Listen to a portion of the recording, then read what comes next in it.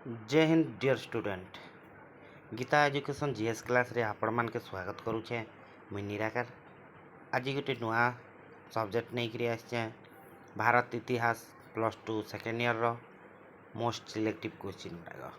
तो पिले ये 5 तारीख माने काल के हेबाके जाऊे इतिहास रो एग्जाम। आज होली थिला तो समस्त को होली रो शुभकामना। आउ पिले होली सरला परे होली रे जहाँ रंग खेलनु मजा कलु मस्ती कलु तापर आमे एग्जाम भी क्लियर करवार अच्छे। तो तेणु करी आमे आउ समय नहीं करी करी आमे सीधा सलग भाव आरंभ करमा काना ना सिलेक्टिव निया जाइथिबा क्वेश्चन गुड़ाक। तो चलन फ्रेंड आउ समय नहीं करी करी आमे आरंभ करदमा। तो प्रथम क्वेश्चन है गौतम बुद्धंक धर्मनीति कौन थिला। माने गौतम बुद्धंकर जेन धर्म नीति गुड़ाक काण थिला से विषय रे पचरे। तो ताके चर्चा करमा पिले चलन। गौतम बुद्ध लोकन को एक सरल जीवन मार्ग प्रदर्शन करुथिले। से कहिले जे पृथ्वी नाना प्रकार दुखरे परिपूर्ण, कामना बा तृष्णा यही सब दुखर मूल कारण। मनुष्य निर्वाण लाभ करी तृषा को संपूर्ण भावे जय करि पारे। निर्वाण लाभ पाई मनुष्य को मध्यम मार्ग अनुसरण करने हेब। यह छड़ा अहिंसा नीतिर अनुसरण एवं शुद्ध पुत जीवन यापन पाई से शिष्य मान उपदेश देथिले। बुद्ध निरर्थक विधि विधान रे निंदा करने संगे संगे पवित्र जीवन और संयमता उपरे गुरुत्व प्रदान करुथिले। पिले ई वीडियो रे आमे जदि देखमा बेले एमानकर विषय रे मनकर गौतम बुद्धंक धर्मनीति रे जहाँ भी अच्छे इनु शॉर्ट क्वेश्चन मान भी जानी पारमा। जेनता कि आमे गौतम बुद्ध लोक मानकर एक सरल जीवन मार्गदर्शन करथिले। किंतु से काण कहूथिले बोली कर कहूछि। से कहिले जे पृथ्वी नाना प्रकार दुख रे परिपूर्ण। हाँ सत कथा, पृथ्वी रे बहुत दुख देखा जाए। जेनता कि मनुष्य होचे सब बेले कामना वासना और तृष्णा माने सब बेले किसी गोटे चाहूसी ना मके हेटा मिलो सेटा मिलो। तार मन रे अनेक भावना थी सब बेले किसी ना किसी गोटे पाइबाके चेष्टा करूथि। आउ निर्वाण लाभ पाई मनुष्य को मध्यम मार्ग अनुसरण करने को हेब।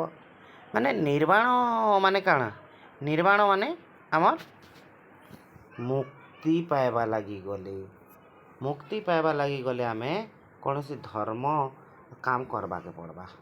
ताहा बोली धर्म बोलिकी नहीं से जे बौद्ध धर्म जैन धर्म हिंदू धर्म बोलिक किसी एंता किसी नहीं। लोक मानकर सेवा करवा पड़वा, बुझीगला कि नहीं।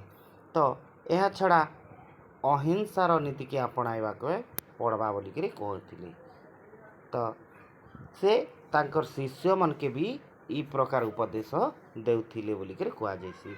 तो ये क्वेश्चन अति सहज क्वेश्चन मन पिले।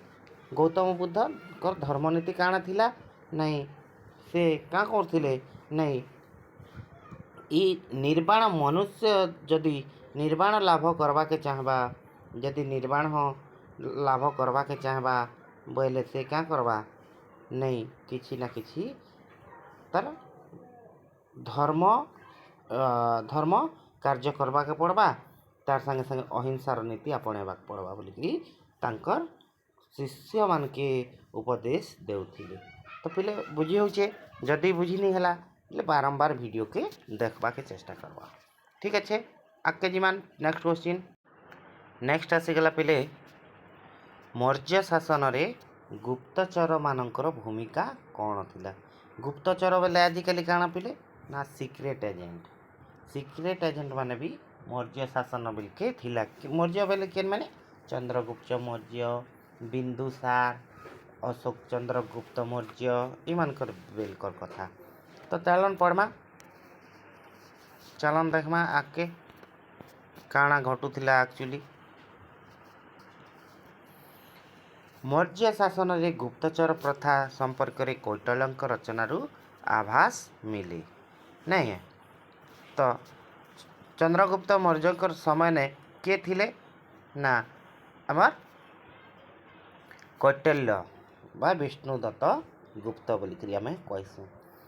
तो ଚନ୍ଦ୍ରଗୁପ୍ତଙ୍କ ସମୟରେ ଗୁପ୍ତଚର ବିଭାଗ ଖୁବ୍ ବିଶାଳ ଥିଲା, ଶକ୍ତିଶାଳୀ ବି ଥିଲା, ରାଜ୍ୟ କାର୍ଯ୍ୟକ୍ଷମ ବି ହେଉଥିଲା। ମାନେ ଶକ୍ତିଶାଳୀ ବି ଥିଲେ, ଖୁବ୍ ବିଶାଳ ବି ବହୁତ ବଡ଼ ସେନାବାହିନୀ ଥିଲା। ଆଉ ସୈନ୍ୟମାନଙ୍କ ପରେ ଗୁପ୍ତଚରମାନଙ୍କର ଭୂମିକା ଥିଲା ଖୁବ୍ ଗୁରୁତ୍ୱପୂର୍ଣ୍ଣ।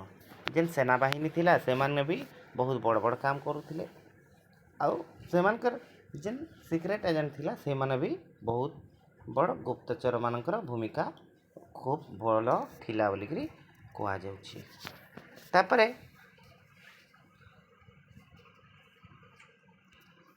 ତାପରେ ଆସିଗଲେ ଆମର କିଏ? ଅର୍ଥଶାସ୍ତ୍ର ଅନୁଯାୟୀ ଦୁଇ ପ୍ରକାର ଗୁପ୍ତଚର ଥିଲେ, ଯେନ୍ତାକି ଆମେ ଯଦି ଦେଖମା କୌଣସି ନିର୍ଦ୍ଦିଷ୍ଟ ସ୍ଥାନରେ ନିଯୁକ୍ତ ଗୁପ୍ତଚର ବା ସମସ୍ତାକ ଏବଂ ଭ୍ରାମ୍ୟମାଣ ଗୁପ୍ତଚର ବା ସଞ୍ଚାରକ ବୋଲିକିରି କୁହାଯାଉଥିଲା। ତ ଏଇନା ଦେଖବ ଗୁପ୍ତଚର ଗୋଟେ ହଉଛି ସମସ୍ତାକ ଆଉ ଗୋଟେ ହଉଛି ସଞ୍ଚାରକ। ତ ଗୋଟେ ଭ୍ରାମ୍ୟମାଣ ଭାବେ ମାନେ ବୁଲୁଥିଲେ, ଆଉ ଗୋଟେ କାଁ କରୁଥିଲେ ଗୁପ୍ତଚର ନିଯୁକ୍ତ ହେଉଥିଲେ। ଠିକ୍ ଅଛି। ରାଜକର୍ମଚାରୀମାନଙ୍କର କାର୍ଯ୍ୟ ଓ ଗତିବିଧିକୁ ଅନୁଧ୍ୟାନ କରି ରାଜାଙ୍କୁ ଜଣାଇ ଦେବା ସେମାନଙ୍କର ମୁଖ୍ୟ କାର୍ଯ୍ୟ ଥିଲା। ଆଜି ବି ଦେଖ ପିଲେ, ଆଜି ବି ଏନ୍ତା ସିକ୍ରେଟ୍ ଏଜେଣ୍ଟସ୍ ଅଛନ୍ ଯେନ୍କି କିଏ ନି ଜାଣିପାର, ଲୋକର ଡାଟା କଲେକ୍ସନ୍ କରିବେ ଆଉ ତାଙ୍କର ମୁଖ୍ୟାଳୟକେ ପଠେଇଦେବେ। ତ ଆଗ ବି ଏନ୍ତା ଗୁପ୍ତଚର ଥିଲା, ଯେନ୍ଟାକି ରାଜାମାନଙ୍କର ବିଷୟରେ କେନ୍ ଜାଗାନେ କେନ୍ସି କଥା ହଉଛନ୍, ରାଜାର ଭଲ ମନ୍ଦ କଥା ହଉଛନ୍, ଖରାପ ଗୁଣ ଗଉଛନ୍, କି ତାକେ ମାରବା ପ୍ଲାନ୍ କରୁଛନ୍, କି କାଣା କରୁଛନ୍, ରାଜ୍ୟକେ ଧ୍ୱଂସ କରବାର ବିଷୟନେ କହୁଛନ୍, କି ଭଲ କଥା ହଉଛନ୍, ସେଟା ମାନେ ସେମାନକେ କାଣା ଦଉଥିଲେ, ଖବର ପହଁଚଉଥିଲେ। ତ ନେକ୍ସଟ କ୍ୱେଶ୍ଚିନ୍ କେ ଯିମା ପିଲେ। ନେକ୍ସଟ କ୍ୱେଶ୍ଚିନ୍, ବୌଦ୍ଧ ଧର୍ମ ଏବଂ ଜୈନ ଧର୍ମ ମଧ୍ୟରେ ଥିବା ସାମଞ୍ଜସ୍ୟକେ ଆମେ ସଂକ୍ଷେପରେ ବର୍ଣ୍ଣନା କର ବୋଲିକିରି କହୁଛି। ତ ବୌଦ୍ଧ ଧର୍ମ କାଣା ଆର୍ ବୌଦ୍ଧ ଧର୍ମରେ କାଣା ଗୁଡ଼ାକ ଥିଲା, ବୌଦ୍ଧ ଧର୍ମରେ କେନ୍ମାନେ ଥିଲେ, ଜୈନ ଧର୍ମ କାଣା, ଜୈନ ଧର୍ମରେ କେନ୍ମାନେ ଥିଲେ, ପ୍ରଚାରକ ଥିଲେ କେନ୍ମାନେ, ସେମାନଙ୍କର ବିଷୟରେ ଆମେ ଏଇନ ପ୍ରକାଶ କର୍ମା। ତ ଉଭୟ ବୌଦ୍ଧ ଓ ଜୈନ ଧର୍ମ ବୈଦିକ ଧର୍ମର ଜଟିଳ ପୂଜା ପଦ୍ଧତି, ପୁରୋହିତ ଶ୍ରେଣୀର ପ୍ରାଧାନ୍ୟ, ବୈଦିକ ସମାଜର ଜାତି ପ୍ରଥା ପ୍ରଭୃତି କୁସଂସ୍କାର ବିରୁଦ୍ଧରେ ସ୍ୱର ଉତ୍ତୋଳନ କରୁଥିଲେ।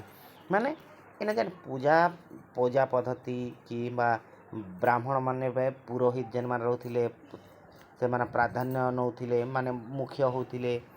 ବେଦ ବିଷୟରେ ଯେନ୍ମାନେ କହିକରି ଲୋକମାନକେ ଠକୁଥିଲେ, ସେମାନଙ୍କର ଯେନ୍ କୁସଂସ୍କାର ଗୁଡ଼ାକ ଥିଲା ସେମାନଙ୍କର ବିଷୟରେ ସ୍ୱର ଉତ୍ତୋଳନ କରବାରୁ ଏମାନଙ୍କର ବୌଦ୍ଧ ଧର୍ମ ଜନ୍ମ ଗ୍ରହଣ କରିଥିଲା ଆଉ ଜୈନ ଧର୍ମ ବି ଜନ୍ମ ହେଇଥିଲା।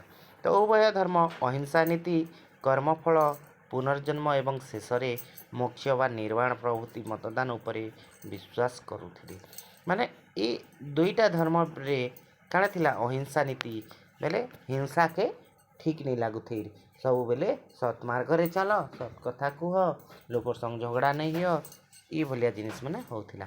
ଆର୍ ନିଜର କର୍ମ ବା କାମକେ ଧ୍ୟାନ ଦଉଥିଲେ, କର୍ମ ହିଁ ଭଗବାନ ଭଳିଆ କଥାବାର୍ତ୍ତା ମାନେ କରୁଥିଲେ। ଅଲଗା ଯେନ୍ ଭଗବାନ ଆମକେ ସାହାଯ୍ୟ କରିବେ ଏ ଭଳିଆ ଜିନିଷ ମାନେ ନେଇ ହଉଥେ। ଆଉ ସତ୍ କଥା ବି, କର୍ମ ହିଁ ଭଗବାନ, ଯଦି କର୍ମ ନେଇ କରବ ବେଲେ ଫଳ ମିଳିବ ନାହିଁ। ତେଣୁକରି କହେସନ୍ କର୍ମାନ୍ୟ କର୍ମାଣ୍ୟସୁ କଦାଚନ ବୋଲିକିରି କହେସନ୍। ତେଣୁକରି ପୁନର୍ଜନ୍ମ ଏବଂ ଶେଷରେ ମୋକ୍ଷ ବା ନିର୍ବାଣ ପ୍ରଭୃତି। ନିର୍ବାଣ ବେଲେ କାଁଟା ପିଲେ, ମୋକ୍ଷ ବା ନିର୍ବାଣ ଯେନ୍ଟା କହୁଛନ୍ ଇଟା ମରବାଟା, ହରିବୋଲ ହେଇଯିବାଟା ହେଲା। ତ ଶେଷରେ ଯେନ୍ ମରବାଟା ହଉଛେ ସତ୍ କଥା ବୋଲିକିରି ବିଶ୍ୱାସ କରୁଥିଲେ। ତ ନେକ୍ସଟ ଆସୁଛି ଆମର ଉଭୟ ଧର୍ମ ସଂସ୍କୃତ ଭାଷା ପରିବର୍ତ୍ତେ ଜନସାଧାରଣଙ୍କ କଥିତ ଭାଷା ବା ପ୍ରାକୃତି ବା ପଲ୍ଲୀ ଭାଷାକେ ବିଶେଷ ଗ୍ରହଣ କରିଥିଲେ। ଆଗ ଯେନ୍ତା ବେଦରେ କାଣା ଥିଲା, ଏଇଟା ବେଦରେ ଖାଲି ସଂସ୍କୃତ ଭାଷା ଥିଲା, ସଂସ୍କୃତ ଭାଷା ଛଡ଼ା ଅନ୍ୟ କେନ୍ ଭାଷାକେ ଗୁରୁତ୍ୱ ନେଇ ଦିଆଯାଉଥିଲା। ତ ଏମାନେ କାଁ କରିଥିଲେ, ଏଇ ଭାଷା ବାଲେ ଇ ଧର୍ମ ବାଲେ, ଜୈନ ଧର୍ମ ଆର୍ ବୌଦ୍ଧ ଧର୍ମ ବାଲେ କାଁ କରିଥିଲେ, ନାଇଁ ପଲ୍ଲୀ ଭାଷା ବା ଲୋକମାନେ ଯେନ୍ କଥାବାର୍ତ୍ତା ହଉଛନ୍, ଯେନ୍ତାକି ଗାଁ ଗହଲି କଥା आमे जेबे एबे होउछु जेनता कलाहांडिया कथा बलांगीरिया कथा बरगड़िया कथा सम्बलपुरिया कथा ये जिनिस मान के से माने ग्रहण करुथिले ठीक अच्छे ए सब सत्वे उभय धर्म मध्य केतेक मौलिक पार्थक्य थिला हाँ एमानकर विषय रे टिके तो डिफरेंस रहबा निर्वाण प्राप्ति पाई महावीर कठोर मार्ग अवलंबन करुथिला बेले बुद्ध आर्य अष्टांग वा मध्यम मार्ग अवलंबन पाई जनसाधारण परामर्श देउथिले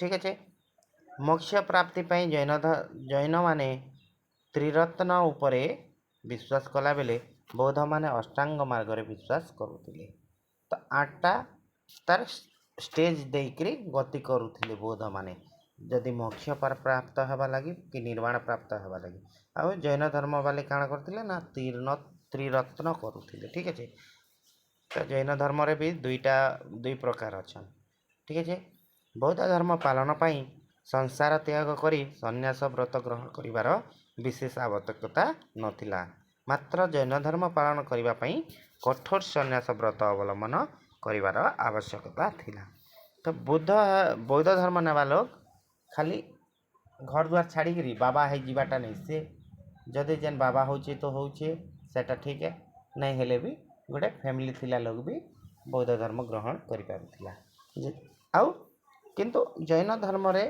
बेले सीधा जेन जैन धर्म ग्रहण कला माने से सन्यासी हो गला इमुड़ से मुड़ बिहा फिया बाटा नहीं ठीक अच्छे तो यहाँ थिला आमर काण बौद्ध धर्म एवं जैन धर्म मध्य सामंजस्य तो ठीक करे बुझी होतिबा आगे चलो नुआ क्वेश्चन देखमा नेक्स्ट क्वेश्चन पिले मेगास्थनी वर्णना अनुଯାयी पाटलिपुत्र संपर्क रे सूचना दियो माने पाटलिपुत्र कहार राज्य राजधानी थिला पिले नाई चंद्रगुप्त मौर्यंकर राजधानी बिंदुसारंकर राजधानी बा आमर अशोकंकर राजधानी थिला तो मेगास्थनीज कार बेल के आइथिले पिले अशोककर बेले कि तमर कार बेले आइथिले हैं मेगास्थनीज केन पुस्तक लिखिथिले पिले इंडिका तो मेगास्थनीज आइथिले चंद्रगुप्त मौर्यंकर टाइम रे ठीक अच्छे मौर्य वंशर प्रतिष्ठाता थिले ठीक अच्छे मेगास्थनी वर्णना रु जना जाए जे पाटलिपुत्र 9.5 माइल दैर्घ्य और 1.75 माइल प्रस्थ विशिष्ट एक भूमिर व्यापी रही ठीक अच्छे तो यहाँ थिले तार जगार वर्णना विवरणी यार थिला 64टी प्रवेश द्वार एवं 570टी शहीदनगर चारिपाखरे एक नाल खनन करा जाइथिला तो पिले पाटलिपुत्र गोटे राजप्रासाद थिला से राजप्रासाद दैर्घ्य लंब इटा तो देखीदेल तो इन 64टा गेट भी थिला राजप्रासाद के जीवा लगी 64टा गेट थिला प्रवेश द्वार थिला और 570टा जेन सौध नगर सौध तो इन माने तार माने शौचालय मन थिला आ तार चारि पाखरे नाल गुड़ा खनन करा जाइथिला काष्ठ निर्मित एक पाचेरी द्वारा यह सुरक्षित थिला काष्ठ बेले काଣା पिले काठ काठ काठ रे तैयारी गोटे पाचेरी थिला पाचेरी बेले काଣା पिले पाचेरी बेले काଣା पाचेरी बेले आमर घर गोटे थिला बा आबे आम स्लाब जेनटा बोलुछु हेनता आउ सामूहिक भाव में लोक मानकर स्वास्थ्यर जत्न निया जाउथिला नगर मध्य रास्ता मंदिर चिकित्सालय उद्यान और पुष्करिणी माने रही तो एबे जेनता सब किछि अच्छे से बेले भी हेनता लोक मान के बेसी ध्यान दिया जाउथिला लोक मानकर तकर चिकित्सा पई भी ध्यान दिया जाउथिला मंदिर व्यवस्था थिला रास्ता कड़ मन भी पुष्करिणी मन भी उद्यान भी बना जाइथिला पुष्करिणी बेले काटा पोखरी माने लोक मानकर गाधवा लगी शौच करवा लगी पानी व्यवस्था करा जाइथिला समग्र मौर्य साम्राज्यर व्यवसाय वाणिज्य शिल्प और कृषि उन्नति साधन करा जाउथिला तो ये माने वाणिज्य व्यवसाय मन भी करुथिले शिल्प माने आमर छोटिया छोटिया आमर शिल्प कल कारखाना जेनटा कि कुटीर शिल्प घरोई शिल्प भलिया घरे घरे जेन जिनिस मन बना जाउथिला से जिनिस माने चिड़ी चांगड़ी तमर काणारू रहला मटिया मठिया माने तैयारी करा जाउथिला छोट छोट जिनिस माने बाउंस रटा माने तैयारी करा जाउथिला काट के तैयारी करा जाउथिला आउ सेटा के बिजनेस भी करा जाउथिला। लोक माने शांति और समृद्धि मध्य दिन अतिबाहित करुथिले। डॉक्टर आर सिंह मजुमदार भाषा सर्वोपरि सरकार दक्षता सहित लोक मानकर तृप्ति शांति और समृद्धिर मिलन घटी बोलिकी कहसन। तो ठीक अच्छे पिले यहाँ बुझीपार जदि नहीं बुझी हेबा वीडियो के आर थरे थरे देखीदेव तो कहुसी जेबे शुनी जेन जिनिस कि देखी बोले बहुत मन रही बोली तेणुक बारंबार बारंबार सुनवा के चेष्टा कर सुनबार जदि बारंबार देखल बारंबार सुनल बोले अभ्यास रे परिणत हो आर सुंदरा भाव मन रहा। तो आगे चलो फ्रेंड नेक्स्ट क्वेश्चन के जिमा पिले गुप्त जुगर दर्शन शास्त्र रे किपरि अभिवृद्धि घटी थिला। तो गुप्त जुगर दर्शन शास्त्र रे किपरि अभिवृद्धि घटी थिला। तो देखमा गुप्त जुगर केन भलिया व्यवस्था थिला देखमा गुप्त जुगरे भारतीय दर्शन शास्त्र बहुविधि उन्नति साधित होइतिला। माने दर्शन शास्त्र बोले केनटा लोक मान के जेन जणैबाटा लोकर सुविधा सुजोग केंदिगिरी करबार कथा काଣା करबार कथा एटा के हमें दर्शन शास्त्र बोलसु। तो लोक माने दर्शन शास्त्र उन्नति होइतिला। उभय हिंदू और बौद्ध दार्शनिक माने विभिन्न प्रकार दर्शन शास्त्र रचना करथिले।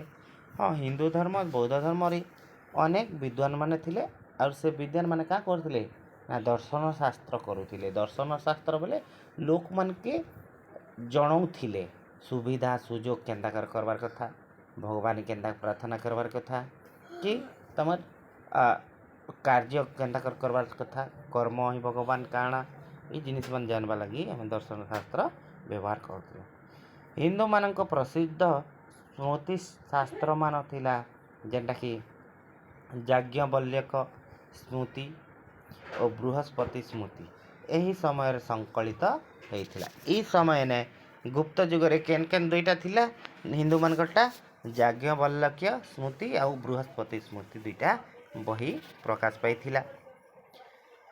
मीमांसा संख्या और न्याय दार्शनिक पद्धति मान हिंदू दर्शन को अधिकतर प्रभावशाली करिथिला। तो मीमांसा बेले काଣା पिले संशोधन करवाटा सांख्य न्याय दार्शनिक पद्धति मान हिंदू धर्म प्रभावशाली करिथिला। हाँ सबके संख्या अनुसार न्याय भी मिलुथिला ठीक अच्छे। तापरे असंग महाजान सूत्रालंकर और बोधिसत्व भूमि नामक दुईटी दर्शन ग्रंथ रचना करथिले।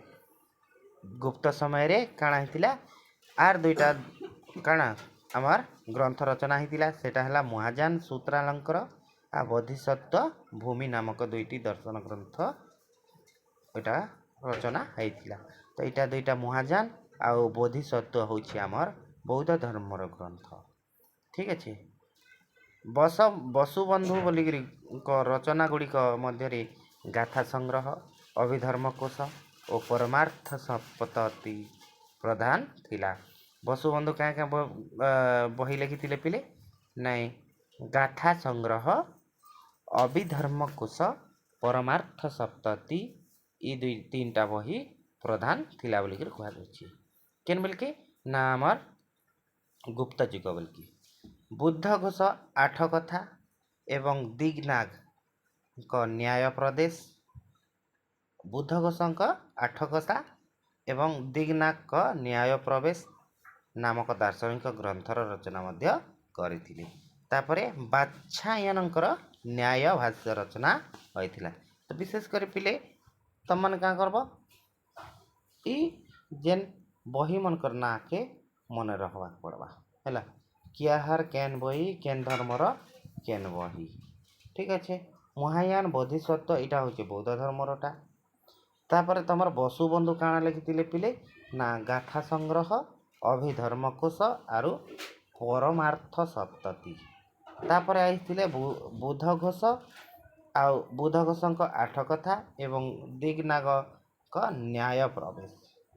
ଠିକ୍ ଅଛି, ତାର ସାଙ୍ଗେ ସାଙ୍ଗେ ଆମର ବାତ୍ସାୟନ ଗୋଟେ ନ୍ୟାୟ ଭାଷ୍ୟ ଲେଖିଥିଲେ ହେଲା।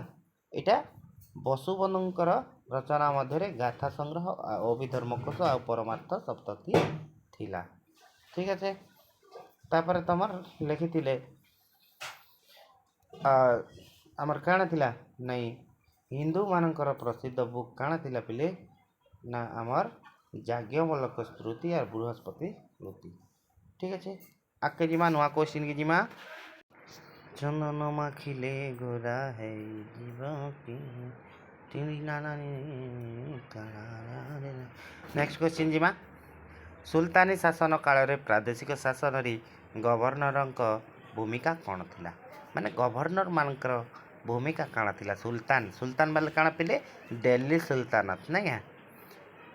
ତ ଦିଲ୍ଲୀରେ ଯେନ୍ ସୁଲତାନ ମାନେ ଶାସନ କରୁଥିଲେ ସେମାନଙ୍କର ବେଲେ ଗଭର୍ଣ୍ଣର ବୋଲିକରି ଗୋଟେ ଲୋକ ରଖୁଥିଲେ, ସେମାନଙ୍କର ଭୂମିକା କାଣା ଥିଲା? ତ ଚାଲନ୍ ଦେଖମା। ସୁଲତାନୀ ଶାସନ କାଳରେ ପ୍ରାଦେଶିକ ଶାସନରେ ଗଭର୍ଣ୍ଣରମାନଙ୍କ ଭୂମିକା ଅତ୍ୟନ୍ତ ପ୍ରଭାବଶାଳୀ ଥିଲା।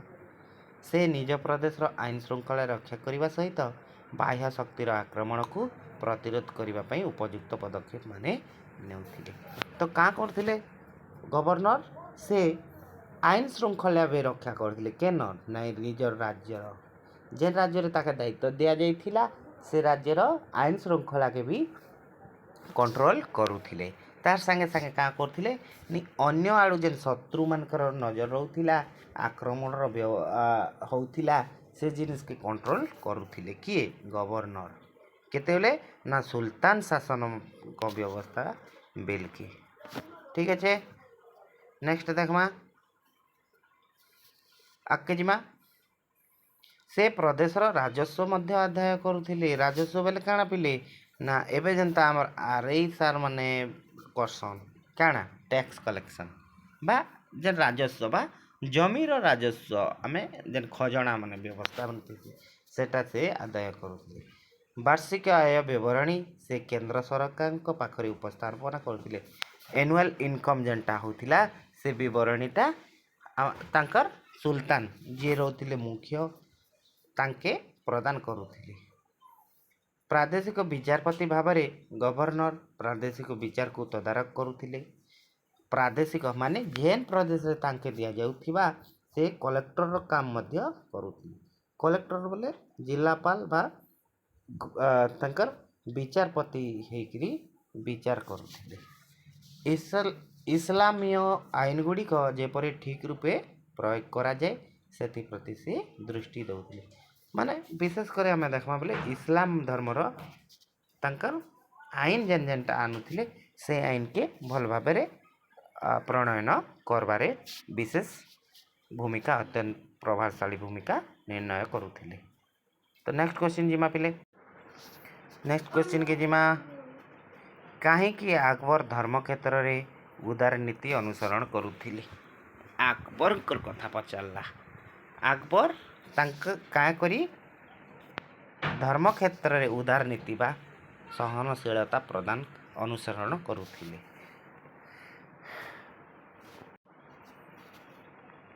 ଆକବର ହୃଦବୋଧ କରୁଥିଲେ ଯେ ସଂଖ୍ୟାଗରିଷ୍ଠ ହିନ୍ଦୁମାନଙ୍କ ସାହାଯ୍ୟ ଓ ସହାନୁଭୂତି ବିନା ଭାରତରେ ମୋଗଲ ସାମ୍ରାଜ୍ୟ ସ୍ଥାୟୀ ହୋଇପାରିବ ନାହିଁ। ତ ସେ ଜାଣିପାରିଥିଲେ ନା କିଏ? ଆକବର ଜାଣିପାରିଥିଲେ ଯେ ନାଇଁ ଏତେ ସଂଖ୍ୟାଲଘୁ ମାନେ ଅଧିକାରୁ ଅଧିକା ତ ହିନ୍ଦୁମାନେ ଅଛନ୍ ଇନ। ତ ହିନ୍ଦୁମାନଙ୍କର ବିନା ସାହାଯ୍ୟରେ ବା ବିନା ସହାନୁଭୂତି ମାନେ ବିନା ହେଲ୍ପରେ ମୋଗଲ ସାମ୍ରାଜ୍ୟ ହେଇପାରବାର ନେଇ ହେଇପାରେ ବୋଲିକିରି ଚିନ୍ତା କରୁଥିଲେ ବା ଜାଣିପାରିଥିଲେ ନା। ସେ ମଧ୍ୟ ଆବୁଲ ଫାଜଲ ଫାୟାଜି ଏବଂ ସୁଫି ସନ୍ଥ ତଥା ଭକ୍ତିବାଦର ପ୍ରଚାରକ ଉଦାର ଧର୍ମ ମତ ଦ୍ୱାରା ପ୍ରଭାବିତ ହୋଇଥିଲେ। ସେ କାଁ ହେଇଥିଲେ ନା ଫାୟାଜି, ସୁଫି ସନ୍ଥ, ଭକ୍ତିବାଦ ଇ ଯେନ୍ ଧର୍ମ ମତ ଗୁଡ଼ାକରେ ସେ ଟିକେ ଟିକେ ଧୀରେ ଧୀରେ ବଶ ହେଇ ଯାଇଥିଲେ। ତାପରେ ଅଭିଭାବକ ବୈରାମ ଖାଁ ଏବଂ ଗୃହ ଶିକ୍ଷକ ଅବଦୁଲ ଲତିଫ ଆକବରଙ୍କୁ ଧର୍ମ ସହିଷ୍ଣୁତାର ଉପକାରିତା ସମ୍ବନ୍ଧରେ ଶିକ୍ଷା ପ୍ରଦାନ କରୁଥିଲେ। ତ କିଛି आमर किछि आमर केन मान थिले तांकर टीचर्स भलिया गृह शिक्षक थिले। अब्दुल लतीफ अकबर धर्म सहिष्णुता विषय रे बैराम खान भी गोटे थिले। ई तीन लोग क्या करथिले ने धर्म विषय रे तांके जणाउथिले माने धर्म एंता एंता कले भल सेंता कले भल लोक मन के साहाय्य कले भल लोक मन के कारण चोर डाकू हेले पुन से मन के का करबा नहीं तांक से भी तो गोटे मनुष्य ई जिनिस मन के आमर अकबर के बुझौथिले। तेणुकर से कहाँ हो जाइथिले नहीं भक्ति भाव रे से टिके आमर कଣା हो जाइथिले प्रभावित हो जाइथिले। तो नेक्स्ट क्वेश्चन के जिमा पिले। तो नेक्स्ट क्वेश्चन के जीवा पूर्व जेन मान के वीडियो को पसंद लगुचे बेले वीडियो के लाइक कर दन शेयर कर दन आउ सब्सक्राइब कर दन जार द्वारा कि आपण माने जानवा संगे संगे आपण मानकर फ्रेंड माने भी उपकृत हो पारे। और काल कर परीक्षा बा 5 तारीख काल के मार्च 5 तारीख ने अच्छे ई परीक्षा ने बढ़िया से मार्क रखिक आए लेखिकी आसबे कौन से क्वेश्चन नहीं छाड़ी हेबा। तो या पूर्व मुई 2टा वीडियो छाड़ी सारी जेनटा कि सर्ट क्वेश्चन बा मल्टी चॉइस क्वेश्चन अच्छे आ मल्टी चॉइस क्वेश्चन 11टा आईसी सॉरी 21टा आईसी 21टा के क्लीयर भाव करें हे 2टा वीडियो जदि जे देखबे ठीक अच्छे। तो आज नेक्स्ट क्वेश्चन के देखमा कबीर धर्ममत विषय रे लेख बा वर्णना कर। कबीर का धर्ममत से धर्म विषय काଣା मतवाद को मत देथिले से विषय रे लेखबा के कहछन। चलो पहले आरंभ करमा। कबीर विभिन्न जाति तथा संप्रदाय मध्य ऐक्य भाव प्रतिष्ठा पाई शिक्षा देथिले माने जेते भी जाति धर्म अच्छे सबके गोटे भावना रखबा लगी शिक्षा प्रदान करुथिले। से एकेश्वर भाव थिले माने अनेक भगवान जेन रोचन आमर हिंदू धर्म रे बा समस्त धर्म रे विभिन्न प्रकार भगवान देखा जाए। तो हे जिनिस के से नहीं मानी करी नहीं मानबे यार एकेश्वरवाद माने गोटे भगवान के पूजा करबे बोले बोलिकी से आमर धर्म मत प्रकाश करुथिले। तांको मतरे सब मनुष्य ईश्वरंकर संतान से कहथिले जे मूर्ति पूजा वेद कुरान हिंदू मुसलमान ई भलिया पूजा विधि तीर्थयात्रा व्रत करवाटा उपवास करवाटा उपरे विश्वास नहीं करुथे। क्या करी से विश्वास करुथिले जे जेन भी होइथो आमके जदि जन्म देइछन बेले भगवान गोटे है सबकर भगवान गोटे बोलिकी भावुथिले। तेणुकर से क्या करथिले तांका मत अनुसार गुरु ईश्वर ठारू श्रेष्ठ बोलिकी कहथिले। तो इना क्वेश्चन हेती लगी तो तेणुकर क्वेश्चन गुरु ईश्वर ठारू श्रेष्ठ बोलिकी से भावुथिले। तो कह जाइसी गुरु ब्रह्मा गुरु विष्णु गुरुदेव महेश्वर गुरु साक्षात परम ब्रह्म तस्मै श्री गुरवे नमः। तो गुरु सबको ठानु बड़ बोलिकी भावुथिले। भक्ति ही ईश्वर प्राप्तिर एकमात्र पंथा। तो भक्ति जे जेते भक्ति करि पारबा बेले से आकार से फल पाई पारबा जे जेनता भक्ति करबा जे जेनता फल पाइबा बोलिकी कहथिले। से हिंदू पंडित और मुसलमान मौलवी मानक ठारू कठोर समालोचना करुଥିଲେ। से काहाके भी नहीं छाड़ुते से हिंदू हो मुसलमान हो जैन हो बौद्ध हो समकर संगे से काଣା करथिले आलोचना करुଥିଲେ और समालोचना भी करुଥିଲେ। ना तम माने एटा कहछ सेटा कहछ हेंता नहीं सबू केंता कर अलग अलग भगवान तो गोटे ई भलिया कथा माने कहथिले। तांकर धर्मवाणी गुड़िक बीजक नामक ग्रंथ रे लिपिबद्ध। से जेन धर्मवाणी प्रकाश करुଥିଲେ जेनता कि सबू सबू लोग समान सबू लोग गोटे गोटे मार संतान कि सबू लोग गोटे ईश्वरवाद यही जिनिस माने केन लेखाई बीजक नामक ग्रंथ रे लिपिबद्ध होती। तांकर शिष्य माने कबीरपंथी नाम रे नामित। तांकर शिष्य मान के काଣା बोलसन कबीरपंथी। तांकर भजन गुड़िक है कबीर दोहा आमे पढ़ीछू 9th ना 10th क्लास रे आमे पढ़ीछू सॉरी 9th कि 8th क्लास रे पढ़ीछू कबीर का दोहा एकादश पढ़ीछ जे पढ़ीछ हिंदी ने कबीर का दोहा एकादश है न बहुत बढ़िया भाव में वर्णना करथिले कबीर। तो बहुत बढ़िया पद्य टे थिला सेटा जदि नहीं देखी बेले देखीदेव ठीक अच्छे। आगे जीमा पिला माने कोला कान हो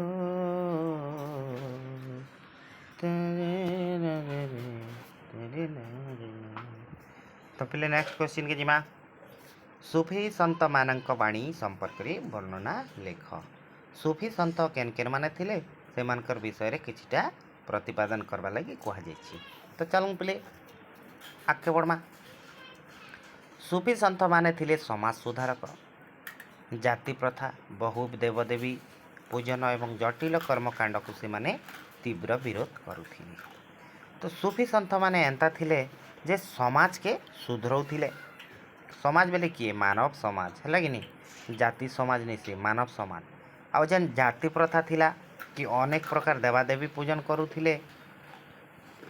किए क्या देवी पूजा करला, किए महादेव के पूजा करला, किए पार्वती के पूजा करुचे, किए शिव के पूजा करुचे, किए विष्णु के पूजा करुचे, किए ब्रह्मा के पूजा करुचे, किए गणेश के पूजा करुचे।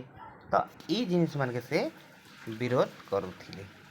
आउ जेन काण रही जेन जटिल कर्मकांड को विरोध करुथिले, तीव्र विरोध करथिले। कर्मकांड जटिल अनेक प्रकार खराब नीति मन के विरोध करथिले। भक्ति थिला से मानकर मुख्य उपजीव्य। भक्ति बेले लोक रूप रे आदर करवाटा। तापर एकेश्वरवाद थिला एहार मूल तत्व। गोटे भगवान के मानुथिले। भक्ति और प्रेम थिला एहार आधार। लोकर संगे ठीक संपर्क रखुथिले, शुद्ध बोध काम कबार करुथिले। लोक के भाई बोलथिले, लोकर स्त्री के माँ कहथिले नहीं है। तो ये भलिया जिनिस माने थिला। भक्ति एवं प्रेम माध्यम रे ईश्वर को आराधना करी मोक्ष प्राप्त करा जाय पारे बोली से मानक मत व्यक्त करथिले। तो आमे लोक मान संग ठीक साथ करमा संपर्क करमा। आर गोटे कह जाइसी मानव सेवा ही माधव सेवा बोलिकी कहसन। तेणुक ये माने मानव सेवा आउ लोक संगे सुसंपर्क करुथिले।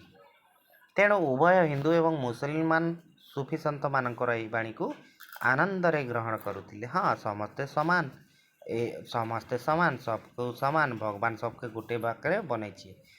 तेणुक समस्ते ग्रहण करुथिले। सूफी संत माने सामाजिक कुसंस्कार विरुद्ध रे स्वर उत्तोलन करथिले। से माने जाति प्रथार विरोध सहित दलित एवं निष्पेषित मानकर उत्थान निमित्त चेष्टा करथिले। तो ये छोट छोट जाति बोलिक लोक मैंने जेन एवॉइड करुथिले, खराब भाव में देखुथिले, से मान के साहाय्य करुथिले, जाति प्रथार विरोध करुथिले। छोट जाति बड़ जाति सान जाति ई जिनिस मान के से माने काଣା करथिले उत्थान निमित्त चेष्टा करथिले। आउ कर्मवाद उपरे संत माने गुरुत्वारोप करथिले। कर्मवाद बेले काଣା नहीं निजर काम के ध्यान देवे। सब कर्म समान, केनसी काम छोट नहीं से कि बड़ नहीं से। जड़े लोग जदि भीख मागुचे तार लगे से काम बड़, जड़े लोग चाकरी करछे तार लगे से काम बड़। तेणुक सबके समान आखिरे देखुथिले। आरो चाकरी करुछे से बड़ हो गला और भीख मागुचे से छूट गला एंता नहीं। तेणुक कर्म ही भगवान बोलिक कहदिस। तो कर्म ही भगवान जदि बेले छोट काम करूँ तार काम खराब और बड़ काम करूँ तार काम बड़ एंता नहीं पारे। कर्म ही भगवान माने सबू समान। तो आगे चलन पे जिमा जगत जन चिंतामणि मणि रे तो माया की हरिव जानी। नेक्स्ट क्वेश्चन लखनऊ ठारे सिपाही विद्रोहर नेतृत्व किए नहीं थिले, से कौन करथिले? लखनऊर किए बेगम हजरत महल थिले। এটা জানিছ পিলে बेगम हजरत महल। तो लखनऊ ठारे सिपाही विद्रोहर नेतृत्व नहीं थिले बेगम हजरत महल। यहाँ सर्ट क्वेश्चन भी आई मल्टी चॉइस जेनटा मन रखी था। बेगम हजरत महल नेतृत्व नहीं थिले। से निजर पुत्र बीरजिस कादिर को अयोध्यार नवाब रूपे घोषणा करथिले। ତାଙ୍କର ଜଣେ ପିଲା ଥିଲା କାହାର ବେଗମ ହଜରତ ମହଲ ଲକ୍ଷ୍ନୌର କିଏ ରାଣୀ ନାଇଁ ତାଙ୍କର ନା ବେଗମ ହଜରତ ମହଲ ତାଙ୍କର ପିଲା ନା କାଣା ଥିଲା ବିରଜିସ୍ କାଦିର ତାକେ ନବାବ ରୂପେ ଘୋଷଣା କରିଥିଲେ ତାଙ୍କ ସହଯୋଗୀ ତାଙ୍କୁ ସହଯୋଗ କରିଥିଲେ ଲକ୍ଷ୍ନୌର ସିପାହୀ ଏବଂ ଅଯୋଧ୍ୟାର ଜମିଦାର ଓ ତାଲୁକଦାର ମାନେ ସେମାନେ ଇଂରେଜ ରେସିଡେଣ୍ଟ ଭବନ ବାସଭବନ ଅବରୋଧ କରିଥିଲେ ମାନେ ଷ୍ଟ୍ରାଇକ୍ କରିଥିଲେ ଏହି ଅବରୋଧ ସମୟରେ ରେସିଡେଣ୍ଟ ସାର୍ ହେନରୀ ଲରେନ୍ସଙ୍କ ମୃତ୍ୟୁ ବରଣ କରିଦେଇଥିଲେ ମାନେ ଷ୍ଟ୍ରାଇକ୍ କଲେ ଆରୁ ତାକେ ସେ ଯେନ୍ ରେସିଡେଣ୍ଟ ସାର୍ ଥିଲେ ହେନରୀ ଲରେନ୍ସ ତାକେ ପିଟିକିରି ମରାଇ ଦେଇଥିଲେ ତେଣୁକରି ଆକେ ଆକେ କଥା ଗମ୍ଭୀର ହେଇଯାଇଥିଲା ଠିକ୍ ଅଛି ଆଗକେ ଯିମା ନେକ୍ସଟ କାଣା କଲା 1857ର ବିଦ୍ରୋହକୁ କାହିଁକି ଭାରତୀୟ ଐତିହାସିକମାନେ ପ୍ରଥମ ସ୍ୱାଧୀନତା ସଂଗ୍ରାମ ବୋଲି କହିଥାନ୍ତି 1857ର ବିଦ୍ରୋହ କାଣା ଥିଲା ଏଇଟା ସିପାହୀ ବିଦ୍ରୋହ ବୋଲିକରି ବି କହିସୁଁ ତ ମଙ୍ଗଲ ପାଣ୍ଡେ ଥିଲେ ମେନ୍ ଖିଲାଡ଼ି ନା ପ୍ରଥମ କରି ତ ସେ ଆମର ବିଦ୍ରୋହ ଆରମ୍ଭ କରିଥିଲେ ତାର କାରଣ ବି ଅଛି ମଙ୍ଗଲ ପାଣ୍ଡେ କାହିଁକି କରିଥିଲେ ତାର କାରଣ ବି ଅଛି ଠିକ୍ ଅଛି ତ ଏତେ ଐତିହାସିକ ମାନେ ପ୍ରଥମ ସ୍ୱାଧୀନତା ସଂଗ୍ରାମ ବୋଲି 1857ର ବିଦ୍ରୋହକେ କାଁ କରି କହିଥିସନ୍ ତ ଭାରତୀୟ ଐତିହାସିକମାନଙ୍କ ମତରେ ବିଦେଶୀ ଶାସନ ହଟାଇ ଦେବା ପାଇଁ ଏହି ବିଦ୍ରୋହ ଥିଲା ଦେଶପ୍ରେମୀ ଭାରତୀୟମାନଙ୍କର ମହାନ ଓ ବୀରତ୍ୱପୂର୍ଣ୍ଣ କାର୍ଯ୍ୟ ତ ପ୍ରଥମ ବୀରତ୍ୱ କେନ୍ କରିଥିଲେ ବୀରପଣ ଦେଖେଇଥିଲେ କିଏ ଆମର ମଙ୍ଗଲ ପାଣ୍ଡେ କିଏ ଥିଲେ ନା ମେରଠର ଗୋଟେ ସିପାହୀ ଥିଲେ ଆଉ ତାଙ୍କରନୁ ଆରମ୍ଭ ହେଇଥିଲା ଏହିପରି ଏକ ଗୁରୁତ୍ୱପୂର୍ଣ୍ଣ ଗୌରବପୂର୍ଣ୍ଣ ଘଟଣାରେ ହିନ୍ଦୁ ଓ ମୁସଲମାନ ମାନେ ପାଦକୁ ପାଦ ମିଲାଇ ସେମାନଙ୍କର ସ୍ୱାଧୀନତା ଫେରାଇ ଆଣିବାକୁ ଯୁଦ୍ଧ କରିଥିଲେ କିନ୍ତୁ ଦେଖ ହେତ୍କି ବେଲେ ହିନ୍ଦୁ ମୁସଲମାନ ମାନେ ଏତେ ଶିକ୍ଷିତ ଥିଲେ ଯେ କାଁ କରୁଥିଲେ ସମସ୍ତେ ସମାନ ସବେ ଗୁଟେନେ ମିଶିକରି ଲଢ଼ମା ବୋଇଲେ ଆମେ ଭାରତଟାକେ ସ୍ୱାଧୀନ କରିପାରମା ବୋଲିକିରି ଭାବିଲେ କିନ୍ତୁ ଆଜିର ମୁସଲମାନ ଆରୁ ହିନ୍ଦୁ আর ଯେତେ ବି ଧର୍ମ ଅଛନ୍ ଛୋଟିଆ ଛୋଟିଆ ଧର୍ମ ହଉ ବଡ଼ ବଡ଼ ଧର୍ମ ହଉ ସମସ୍ତେ କାଁ କରଛନ୍ କାହାକେ କିଏ ଛିଆଁ ଲେତା ନେଇ ହେଇପାରବାର ଆଜି ଏତ୍କି ବର୍ଷ ସ୍ୱାଧୀନତା ହେଲା ପରେ ବି ଆମେ ମାନେ ଅସ୍ୱାଧୀନ ବୋଲିକରି ଭାବୁଛୁ କାଁ କରିକି ଜାତି ପ୍ରଥା ତାପରେ ଧର୍ମ ନିରପେକ୍ଷ ଧର୍ମ ଜିନିଷ ମାନେ ବି ବହୁତ ପରିମାଣରେ ଚାଲିଛି ତ ଯଦି ମୁଇଁ ତ କହିମି ଆଜିର ଯୁগে ଯଦି ଥିତା ସ୍ୱାଧୀନ ନେଇ ହେଇଥିତା ଭାରତ ବେଲେ ଆଜିର ଯୁগে ଆର୍ नहीं ସ୍ୱାଧୀନ ହେତା ଯଦି ମହାତ୍ମା ଗାନ୍ଧୀ ଆଜି ବି ଜୀବିତ ଥିତେ ବେଲେ ଖୁବ୍ ପସ୍ତାତେ ଠିକ୍ ଅଛି ତ ଆଗକେ ଯିମା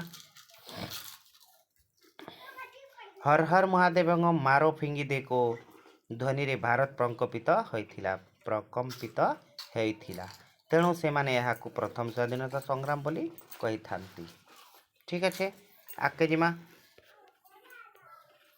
ଇଂରାଜୀ ଶିକ୍ଷାର ପ୍ରଚଳନ କିପରି ଭାବରେ ଭାରତୀୟମାନଙ୍କୁ ବିଦ୍ରୋହୀ ସଜାଇଥିଲା ଇଂରାଜୀ ଶିକ୍ଷାର ପ୍ରଚଳନ କିପରି ଭାରତୀୟମାନଙ୍କୁ ବିଦ୍ରୋହୀ ସଜାଇଥିଲା ଆରମ୍ଭ କର୍ମା ଲର୍ଡ଼ ୱିଲିୟମ ବେଣ୍ଟିକ୍ 1835 ମସିହାରେ ଭାରତରେ ଇଂରାଜୀ ଶିକ୍ଷାର ପ୍ରଚଳନ କରାଇଥିଲେ ଲର୍ଡ଼ ଡେଲହାଉଜିଙ୍କ ଦ୍ୱାରା ଲର୍ଡ଼ ସନନ୍ଦ 1854 ମସିହାରେ କାର୍ଯ୍ୟକାରୀ ହୋଇଥିଲା ଏହାଦ୍ୱାରା ଭାରତରେ ଇଂରାଜୀ ଶିକ୍ଷାର ପ୍ରସାର ହୋଇଥିଲା କାହିଁକରି ଇଂରାଜୀ ଶିକ୍ଷା ପ୍ରସାର କରିଥିଲେ ନା ଭାରତର ଲୋକ ଯେନ୍ ତାଙ୍କର ନିଜର ଭାଷାରେ କଥା ହେଉଥିଲେ ବା ଖବରକାଗଜ ପ୍ରକାଶ କରୁଥିଲେ ତାହାର ଦ୍ୱାରା ଇଂରେଜମାନେ କିଛି ବୁଝି ନେଇ ପାରୁଥିଲେ ତେଣୁକରି କାଁ କଲେ ଲୋକେ ଇଂଲିଶ ଶିକ୍ଷା ବି ଦେବାକେ ବାଧ୍ୟ କରାଲେ ଆର୍ ଇଂରାଜୀ ଶିକ୍ଷା ଆଜିର ଦିନେ ୱାର୍ଲଡର ନମ୍ବର 1 ଲାଙ୍ଗୁଏଜ ହେଇଗଲା ଯାହାଦ୍ୱାରା କି communication technology trade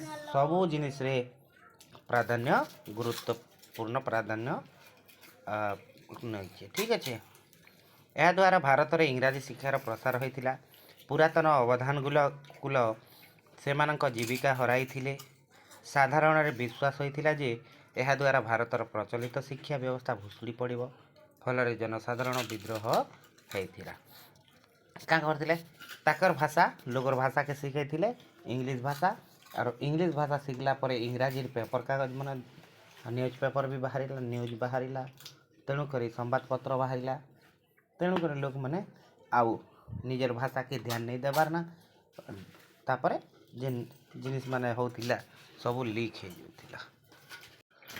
next question के जिमा ओडिशा रे भारत छाड़ आंदोलन पाई कि प्रकार कार्यपंथा ग्रहण करा जायतिला से विषय ने देखमा। ओडिशा ने भारत छाड़ आंदोलन पाई केते गुडे कार्य नहीं बा एक्शन नहीं केन माने नहीं आंदोलनकारी माने तो सरकार को खजाना देवाटा बंद करथिले। एक रे सरकार के खजाना नहीं देले, सरकारी गोदाम के चूराले लुंठन कले, सरकारी कर्मचारी के आंदोलन रे जोग देवा पई प्रवर्ताई देले बा जेन जेन माने इंग्रेज सरकार मानकर द्वारा काम करुथिले ताकर ने काम करुथिले से मान के का करथिले ए माने मना करथिले नहीं तुई नहीं जा जदि ई प्रकार तुई जीवु काम करी बोले आमे केबके स्वाधीन हेमु बोलिकरी मना करुथिले। तापर थिला तमर सरकारक विरोध रे धर्मघट बा आंदोलन करुथिले। आज भी आंदोलन चली और आंदोलन नहीं कले किसी फल नहीं मिलबार तेणुक समस्ते आंदोलन भी करवार कथा समस्ते नहीं करवार कथा सब बेले नहीं करवार कथा क्या करके आंदोलन बेसी हैला बेले भी कहार बेसी नष्ट हेसी ना पब्लिक रो नष्ट हेसी सरकार के ताकर सरकारी कार्य करबारे बाधा प्राप्त हेसी। ठीक अच्छे पिले आके जिमा पुलिस को रोकवा पाई जोगाजोग विच्छिन्न करने को पड़ूला जेनता कि एबे क्या कर माओवादी माने काण कर रास्ता रोक कर रास्ता की ब्लास्ट करुछन जद्वारा कि वाहन परिवहन व्याघात घटुची आउ किछि लोग के तो हेतकी बेले भी क्या करा जाउथिला सरकार को द्वारा इंग्रेज सरकार को द्वारा माओवादी बा आतंकवादी रो ना दिया जाउथिला आमर स्वाधीनता संग्रामी मन के।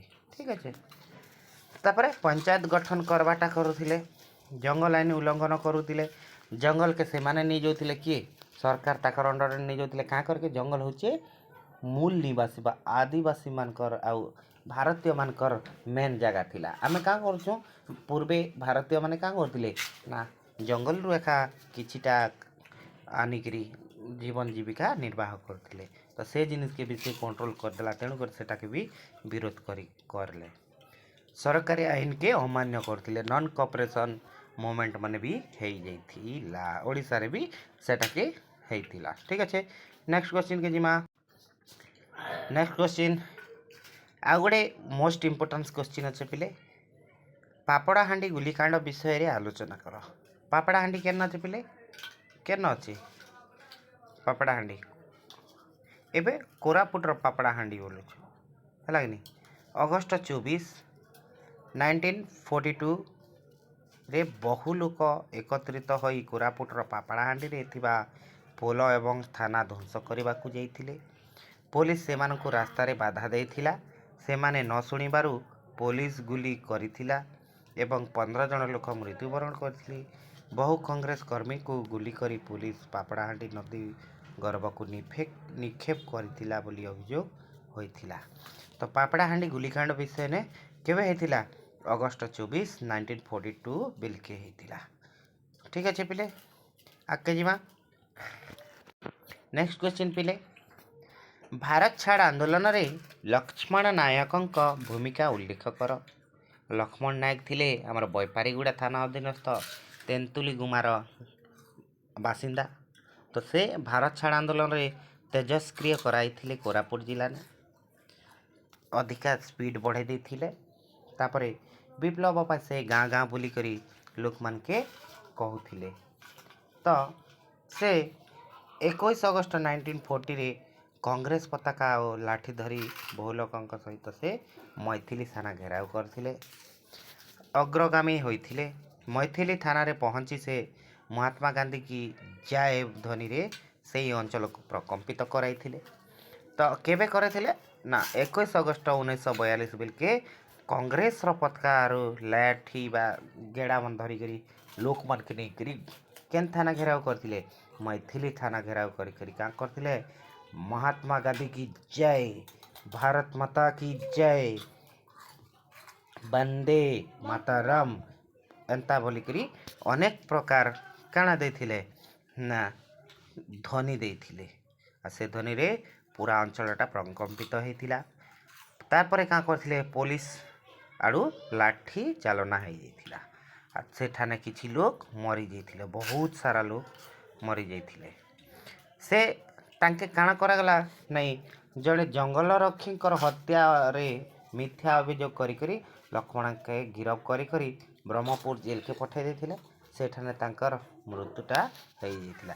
ଆର୍ ପ୍ରଥମ ଶହୀଦ ହେଇଥିଲେ କେନ୍ 1942ରେ 1942 ଅଗଷ୍ଟ 1942 ଯେନ୍ଟା ରହିଥିଲା ଆମର କ୍ୱାଇଟ୍ ଇଣ୍ଡିଆ ମୁଭମେଣ୍ଟରେ ପ୍ରଥମ ଶହୀଦ ହେଇଥିଲେ ଲକ୍ଷ୍ମଣ ନାୟକ। ଆର୍ ସେନେ ତାଙ୍କେ ଫାঁସି ଦିଆଯାଇଥିଲା 29 ମାର୍ଚ୍ଚ 1943ରେ। ঠিক আছে ପିଲେ, ନେକ୍ସଟ କ୍ୱେଶ୍ଚିନ୍କେ ଯିମା। ଗାନ୍ଧୀ ୱିରିନ୍ ଚୁକ୍ତି ଆମର 3ଟା ଗୋଲ ଟେବୁଲ ବୈଠକ ହେଇଥିଲା 1930, 1931 আর 1932ରେ। ତ ଗାନ୍ଧୀ ୱିରିନ୍ ଚୁକ୍ତି କେବେ ହେଇଥିଲା ନା 1931 ସେକେଣ୍ଡ ଗୋଲ ଟେବୁଲ ବୈଠକ ବେଲକେ ହେଲା 27 ତାରିଖ ଦିନ ଆମର ବଡ଼ଲାଟ ଇରୱିନଙ୍କ ସହିତ ଚୁକ୍ତିନାମା ହେଇଥିଲା କେନେ ଇଂଲଣ୍ଡରେ। ଏହା ଗାନ୍ଧୀ ୱିରିନ୍ ଚୁକ୍ତି ବୋଲିକିରି ବି କହେସନ୍। ତ ଏହି ଚୁକ୍ତି ଅନୁସାରେ ଇରୱିନ୍ ଭାରତୀୟମାନଙ୍କୁ କେତେକ ଦାବି ପୂରଣ କରିବାକୁ ସମ୍ମତ ହୋଇଥିଲେ, ଯେନ୍ତାକି ଆମର ଆଇନ ଅମାନ୍ୟ ଆନ୍ଦୋଳନ ବେଲେ ଗିରଫ ହୋଇଥିବା ସବୁ ବନ୍ଦୀକେ ମୁକ୍ତି ଦିଆଯିବ ବୋଲିକିରି କହିଥିଲେ କିଏ ଇରୱିନ୍। ତାପରେ ସେମାନଙ୍କର ସମସ୍ତ ବାଜ୍ୟାପ୍ତି ସମ୍ପତ୍ତି ସେମାନଙ୍କୁ ପ୍ରଦାନ କରାଯିବ। ଯେତେ ବି ଏମାନଙ୍କରନୁ ଜମି ବାଡ଼ି ଘର ଦୁଆର ମାଇକି ପିଲା ଛେଲ ମେଢ଼ା ଗାଏ ଗୋରୁ ସବୁ ଲୁଟିଥିଲେ ସେ ସବୁକେ ଫେରାଇ ଦେବା ଲାଗି ପ୍ରତିଶ୍ରୁତି ଦେଇଥିଲେ ଇରୱିନ୍। ତାପରେ ଭାରତରେ ସଂଘୀୟ ସରକାର ପ୍ରତିଷ୍ଠା କରାଯିବ। ସଂଘୀୟ ବେଲେ ୟୁନିୟନ ରହବା ବୋଲିକିରି କରାଗଲା। ଠିକ୍ ଅଛି। ତ ଏନ୍ତା ପ୍ରକାରେ 11ଟା ଚୁକ୍ତିନାମା ହେଇଥିଲା ଗାନ୍ଧୀ ଆଉ ଇରୱିନଙ୍କ ମଧ୍ୟରେ 11 ଗୋଟି ଚୁକ୍ତିନାମା ହେଇଥିଲା। ତାପରେ ସେ ଆସିକିରି କାଣା କରିଥିଲେ ଆମର କେନ୍ଟା ଆଗେ ବନ୍ଦ କରିଥିଲେ ନନ୍ କପରେସନ୍ ନା ଆମର କେନ୍ ମୁଭମେଣ୍ଟକୁ ବନ୍ଦ କରିଥିଲେ ପିଲେ ଆସିକିରି 1934ରେ ଏଇଟା ୱିଡ୍ରଲ୍ ହେଇଯାଇଥିଲା। ଠିକ୍ ଅଛି, ନେକ୍ସଟକେ ଯିମା। ନେକ୍ସଟ କ୍ୱେଶ୍ଚିନ୍ ପିଲେ, ଆଇନ ଅମାନ୍ୟ ଆନ୍ଦୋଳନ ସମ୍ପର୍କରେ ସୂଚନା ଦିଅ। ଆଇନ ଅମାନ୍ୟ ଆନ୍ଦୋଳନ ବେଲେ ନନ୍ କପରେସନ୍ ମୁଭମେଣ୍ଟ ବେଲେ ଲବଣ ସତ୍ୟାଗ୍ରହ ଆଇନ ଅମାନ୍ୟ ଆନ୍ଦୋଳନ। ତ 1929 ମସିହାରେ ଡିସେମ୍ବର 29 ତାରିଖ ଦିନ ଲାହୋରରେ କଂଗ୍ରେସ ଅଧିବେଶନ ବସିଥିଲା, ଯାହାର ନେତୃତ୍ୱ ଜବାହରଲାଲ ନେହେରୁ ନେଇଥିଲେ। ସେ କହିଥିଲେ ଯେ ନେଇ ଆମକେ ପୂର୍ଣ୍ଣ ସ୍ୱରାଜ ମାନେ ସମ୍ପୂର୍ଣ୍ଣ ଭାବେ ସ୍ୱାଧୀନତା ଦରକାର ବୋଲିକିରି କହିଥିଲେ।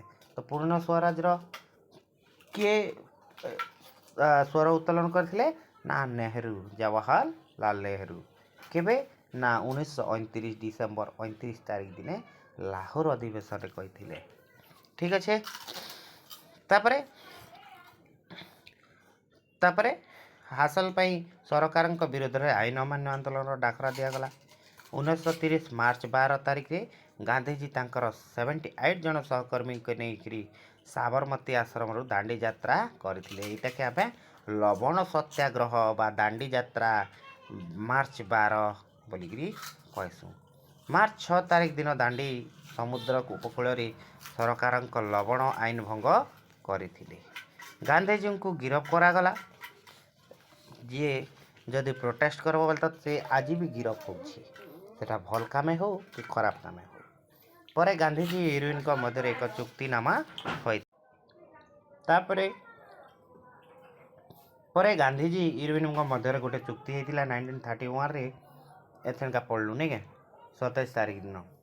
ଠିକ୍ ଅଛି, ଡିସେମ୍ବର 27 ସ୍ୱାକ୍ଷରିତ ହୋଇଥିଲା। ମହାତ୍ମା ଗାନ୍ଧୀ ଆଇନ ଅମାନ୍ୟ ଆନ୍ଦୋଳନକୁ ପ୍ରତ୍ୟାହାର କରିଥିଲେ କେବେ ନା 1934କେ ପ୍ରତ୍ୟାହାର କରିଥିଲେ। ନେକ୍ସଟ କ୍ୱେଶ୍ଚିନ୍, ଧାମନଗର ଗୁଲିକାଣ୍ଡ ସମ୍ପର୍କରେ ଲେଖ। এইটা ବି ଭାରତ ଛାଡ଼ ଆନ୍ଦୋଳନକେ ନେଇକରି ମୁରଲୀଧର ପଣ୍ଡା କାଣା କରିଥିଲେ ଷ୍ଟ୍ରାଇକ୍ କରିଥିଲେ। ତାପରେ ସେ ଚୌକିଦାର ପୋଷାକ ପଡ଼ିଥିବାରୁ ତାକେ ଅଭିଯୋଗରେ ଜଙ୍ଗ ଗ୍ରାମକୁ ଯାତ୍ରା କରିଥିଲେ। ସେତେବେଳକେ ସେ ଲୁଣିଆ ସାହି ଗାଁକୁ ଚାଲି ଯାଇଥିଲା। ପୋଲିସ ଲୁଟିଆ ଆଟକ ସାହିରେ ପହଞ୍ଚିବା ମାତ୍ରେ ଲୋକମାନେ ଶଙ୍ଖ ଢୋଲ ବଜାଇବାରୁ ପାଖ ଗାଁକେ ପଳାଇ ଯାଇଥିଲେ। ତ ଏଇଟା ଥିଲା ପିଲେ ତମମାନଙ୍କର କାଲକର ଲାଗି आसबार किसी सिलेक्टिव क्वेश्चन आ मोस्ट सिलेक्टिव क्वेश्चन तेणुक जेन मैंने भी आगर नहीं देखी बेले वीडियो के 2-3 थर देखी दियन क्या करी बही तो पढ़ी किछिटा मन थिबा तार संगे संगे जदि ए वीडियो के इयरफोन लगे कर जदि सुनब बोले बहुत बढ़िया भाव में मन रही जार द्वारा कि तुम्हें काल के आसुवा बेले 5 तारिख दिन आस मार्च 5 तारिख दिन आसुवा एग्जाम के क्लीयर कर पार सुंदरा भाव में वर्णना करी लिखिपार। तो तेणुक दोस्त एतकी रही तुम एग्जाम भलो बेस्ट ऑफ लक जय हिंद।